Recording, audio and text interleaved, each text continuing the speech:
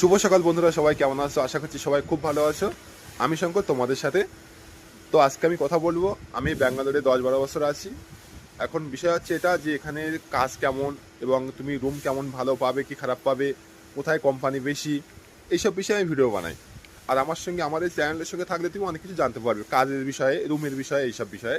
তো যাই হোক, এখানে কাজ বলতে বোমচন্দ্রা, তুমি মোবাইলে সার্চ করলেও পাবে। বোমচন্দ্রা ইন্ডাস্ট্রিজ এরিয়া, সবচেয়ে কোম্পানি হচ্ছে বোমচন্দ্রার মতো কোম্পানি বেশি। ব্যাঙ্গালোরের কথা বলছি, কিন্তু বোমচন্দ্রার মতো কোম্পানি সব থেকে বেশি।